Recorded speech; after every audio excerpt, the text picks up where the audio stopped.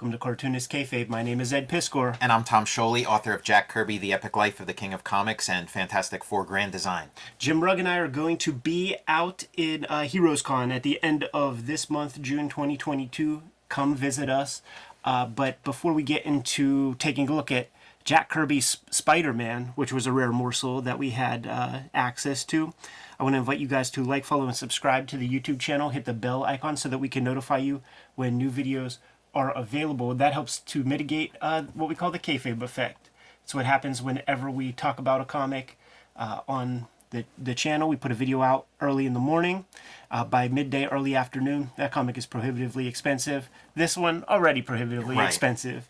And if you watch these videos to the very end, that helps goose the YouTube algorithm, pushes our content out to a wider audience on YouTube, helps us grow our subscription numbers. We recently hit a little more than 62,000 subscribers, but that's just a mere fraction of the 6.2 million that we're trying to achieve in order to feel worthwhile. Jimmy's off on assignment. And Tom, when we were chatting earlier about like what should we check out, man, some stuff that Tom would be super stoked about, you mentioned Kirby's Spider-Man. That immediately intrigues me. Yeah, this is actually I realized I had never read this before. Like I saw the comic and the cover looked cool and stuff, and I figured it was one of those like early Jack Kirby Spider-Man Human Torch kind of things that I'd already read, that's been collected a million times, but I'd never read this before, and it's pretty cool. Like you said, early Kirby working on early Spider-Man. It's not something you see every day. And just to backtrack to the cover real quick, this is like a Kirby Spider-Man. He's not quite on model. There's no spider symbol. I love the shadows. The way these are like Kirby shadows. The way it just kind of, goes into darkness there. And then this like purple, the purplish kind of Spider-Man thing. A really great look. I don't know offhand who the anchor is. If I had to guess, I'd say maybe it's Chick Stone. But it's, very like not a typical presentation of Spider-Man. Yeah, I do not think it's Chick Stone homeworks. Like his lines are much bolder. Yeah, it's not as bold as Chick Stone, but some of the ways that like the background is simplified and stuff, and just the streamline of it makes me think him. But yeah, I wouldn't bet on it. Looking at some of this, I'm thinking Ditko. Ditko? Okay, yeah. See, to me, like my other thought was like, is this one of the rare Kirby self inks? Yeah. It just I'm not clear. I think it's a very bold choice to have this like gray background and like let the red of these characters pop, and to go this like crazy 3-year-old color, like when you get your first box of crayons and you got to use one of each. Mm-hmm. Yeah, this is like outsider art, and then you see there is some actual outsider art on here, or children's art maybe. Love it. Somebody drawing on the cover. That's how I was able to get this comic. If that ink wasn't on there, it might have been out of my price range. Sure. Time to pay some bills. Ed Piskor and I are working cartoonists. The best way to support Cartoonist Kayfabe? Buy our comic books. Red Room, Trigger Warnings. Issues 1 through 3 now available in comic shops everywhere, barring 28 countries and I think 11 comic shops where it's banned. But you can ask for this and order it from virtually any comic shop. Who knows? They might pull them out from under the covers. Red Room Trigger Warnings 3, the second season of Red Room. Every Red Room cover self-contained, so pick up whichever one you find and you'll get a complete story, along with Red Room Antisocial Network, the trade paperback of the first season, available now wherever books and comics are sold. Hulk Grand Design, Monster Madness, a retelling of the 60-year history of the Incredible Hulk. I am writing, drawing, coloring, lettering, the whole shebang, the Grand Design way, and this is available now in comic shops everywhere. Both issues, the complete story of the Incredible Hulk's rich history. Pick that up now wherever comics are sold. And back to our regular scheduled programming. Tap into every manga fan's greatest dream with Comixology Unlimited. Get unlimited access to an unrivaled library of over 40,000 digital comics, manga, and graphic novels featuring hit manga titles like Attack on Titan, Vinland Saga, and Fairy Tail. And on top of that, you can also save up to 15% when buying select new and current comics. With Comixology Unlimited, get unlimited reading anywhere you go. Try Unlimited today with a free 30-day trial and just $5.99 a month afterwards. For details, visit amazon.com/comicsunlimited. Sure, but the interiors, no question, inked by Steve Ditko. Fantastic. Mm-hmm. Yeah, and it's like Human Torch and Spider-Man team up. Like the more famous stories are ones where they're like playing pranks on each other. They don't like each other. This is like a full on, superhero team up. They start off, they don't like each other at first, and then by the end they're solving the case together. And it feels like it feels a little different from the Marvel formula. Like they haven't quite worked it. It feels a lot closer to like a DC. I mean, it's still 100 times better than a DC comic of this era, but it feels like the same venue. It's like this like suburban setting, and then there's sort of like Sherlock Holmes follow the clues kind of stuff. I'm not 100% sure, but very recently, I think John Byrne might own this page, and it's either the original has Now magazine Okay. right here, or whenever they did like some sort of 70s reprints. Though I don't know where this would be reprinted. It wouldn't be like in Marvel Tales, I don't think. Yeah. But there was like a Now magazine logo. Okay. There, so that almost looks like it's pasted up. That Live is pasted up. I don't know. Yeah, I guess they were trying to make Life magazine, and they're making Live magazine. Right. I don't know, maybe there really was a Live magazine that, when they reprinted it or something, they're like, okay, we can't use that anymore. Kirby's backgrounds, the stuff that he populates his scenes with, it's all so perfect for communicating the story. Just looking at this like museum sequence and his use of perspective, how there's a little bit of an incline here. Yeah.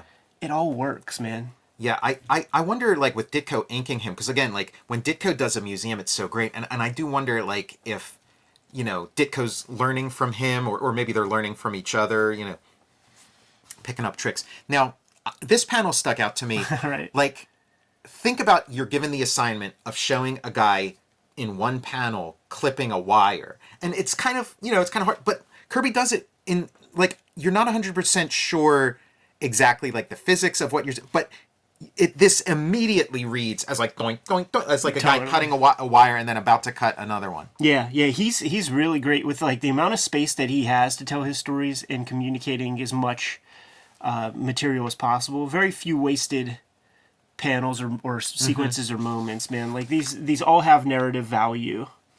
This is a great shot, and that feels like, that angle feels like a Ditko angle, but Yeah. it's Kirby. Yeah, unmistakable Kirby proportions right there. Yeah, you when you read these like early ones, you do get a sense of like, oh yeah, what if, because we've never seen Jack Kirby's Spider-Man. It doesn't exist. And in fact, I think I read a thing with Steve Ditko where he said, oh yeah, I threw that stuff out. Like when it wasn't pertinent anymore. So like, this is the closest glimpse we could get of what his Spider-Man might have been like. Obviously not the costume, because his costume design from all accounts was very different from this. This feels brutal. Right, he's going to cook Spidey. And how about this, man? I don't know that they use that a lot in the Fantastic Four comics. But that's one of the things that I liked about Kirby is he always, when he established a superhero, he never gave them the same trick twice. Mm-hmm. He always found out different uses. I mean, superhero comics, especially in this era, are about novelty, and not getting bored. It's a very different approach, and it's very different from Ditko's approach, where Ditko's was kind of like, you clearly define what the hero can and can't do, and then that creates like a narrative tension, where Kirby's is like, I'm going to dazzle you, I'm going to keep you off guard. It's very, very different approaches, very valid approaches. Shouts to the colorist, man, for doing submerged water stuff, because you just can't take that for granted, man. Sometimes that is just not done. They're still colored the same way, except that it would be all blue around them. The just the body language on there is really nice. Him like sort of sailing in, dousing him in some fire suppression materials. And this, this is like a Kirby like the Silver Surfer does this to Galactus in The Coming of Galactus, wrapping him up with, and then he like bursts his way out. Whenever they get stopped in their tracks, they're always in snowman form. You notice that in all those things? They're never like in a pose. Right. Great excuses for cool angles. And yeah, they're doing, detective work. And Peter Parker's a scientist. This panel here. That's my favorite panel. That's panel. the seller. That was this is the price of admission you get on this. That's the thumbnail, Right. that is absolutely the money shot. You've never seen Spider-Man put on his mask like that. It looks like those Mark Echo Star Wars hoodies, like the Boba Fett one that you zip up to the top of your head. You know what? I mean, they have a Spider-Man hoodie like this now, like, yeah, it's just, Kirby just had a way, even with his own characters, he had a way of, like, figuring out ways to show them in different lights that you've never seen them before. I feel like this is taken from Ditko. Like he was looking at some Spider-Man comic or something, that exact pose. It feels, yeah. That's a familiar shot. And this is very, like, this feels very Ditko, like in the composition with the foreground elements and all the Erlenmeyer flasks and all that stuff. Sure. Like, I wonder if Ditko just added that. Did a little, yeah, I mean, you just don't know because these two guys, they're very different, but they do have, like, Venn diagram overlap. And then, Ditko's the last guy to handle this. And Ditko inked his own stuff with a very heavy hand. He would do a lot of drawing in his inking. So maybe when he's inking somebody else, even Kirby, maybe he's taking some liberties that way too. What are we looking at here with all this this is like radioactivity? Yeah, it was like a special web that he made that was like it was like a silicon web that conducted cold air or something. Again, trying to make a visual out of something that is maybe impossible to draw. Yeah, it's just so much fun. Like the same way we talked about Ditko's Batman. Like how much fun it was to see Ditko draw Batman. It's so much fun to see Kirby draw Spider-Man page after page. But what is it? It feels timid as far as Kirby goes because these mid shots, like having so many mid shots like that. That's a Ditko stroke. Well, it's a little more typical of Kirby at this period. Like he didn't become like the full on in your face guy this early. Yeah, 1963. Worth noting that this is published by Vista Publications, which is not the publisher of Fantastic Four 1 nor X-Men 1. Martin Goodman, what was he up to? And this is like, a new character created for this issue, the Fox. And again, feels more like a DC character, feels almost like the Penguin. I can kind of see a fox in his design when they talk about like trying to make somebody look like an animal or something. Yeah, he's a shifty fella. He's sly. I was thinking, Dick Tracy villain. There would be a Dick Tracy villain called the Fox who would look like this or something. And this also made me think like you didn't see the Statue of Liberty as often as you might expect in this like early, these like early Marvel books, for a book that actually takes place in New York and not in a Gotham or something. Yeah, now, man, you could just find a Statue of Liberty at any angle and just fucking trace that off. Yeah. Kirby's drawing that stuff. Yeah, that's a fun angle to have it at. And Spidey zipping through the subway. So cool. A little skywriting. Yeah, we were talking about skywriting. It's just such a part of these early Marvel comics.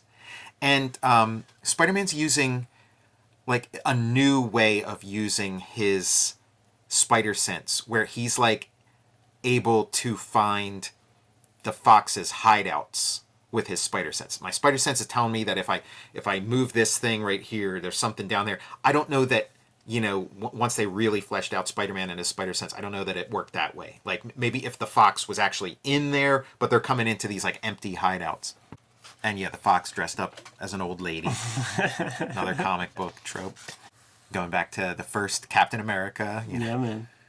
When I was looking through this at first, I was like, oh no, man. Did they waste this opportunity having Paste Pot Pete as the as the villain? It is like Strange Tales is kind of... It's a strange comic, that sort of Human Torch era, because it is like... It's a little more DC. It's got different rules. They actually have secret the Human Torch and Sue Storm have secret identities. Like that, this little town they live in don't know that they're at least in the beginning don't know they're part of the Fantastic Four. It's like before they worked out the kinks of this like shared universe. It's like, oh well, each one of these things is a different book and it's got a different They're much less fun. Right. Yeah. The Human Torch centric singular stories. Yeah, I mean they didn't last. The way Kirby draws this mask, how it's like a different kind of drawing approach to absolutely, man. It looks like goddamn Bud Fisher or something. Man. Yeah. Jeff Ben Cooper mask. Total comic strip stuff. And the classic ending. How many times did Kirby draw that panel? And you know, like this Human Torch and Spidey team up is like such a trope. Like they've been doing it for like years and years, and you know, and this is where it starts. Super cool to see this stuff, man. In the ads, dude. Spider-Man is now going monthly. He's popular enough to sustain a release every 4 weeks. And the Avengers coming soon. How cool. Yeah. Yeah, a moment in history. And then we've had the rest out. It's reprints from Atlas Comics and a couple of fresh things, Yeah, I believe. I think they're all like originals. I think it because at this point it's easy to forget, but at this point they were still doing monster stories and sci-fi stories, and like that was still, you know, the superheroes were starting to kind of take over, but like it's not like one ended and then the other, you know, started, you know, when the other started. Right. There is some overlap there. And then they usually close off with a Ditko story. Yeah.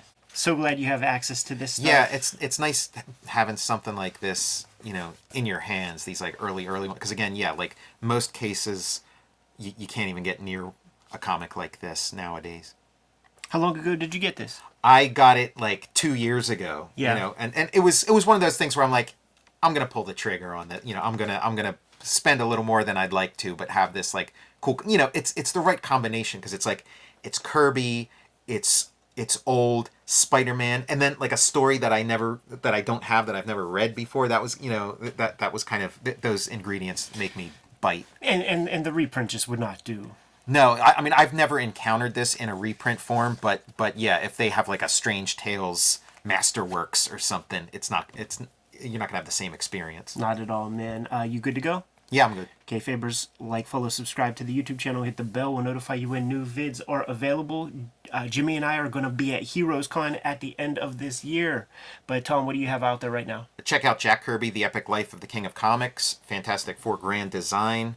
Go to my Patreon to see the various things I've been up to over the past 2 years. And check out my YouTube channel, Total Recall Show.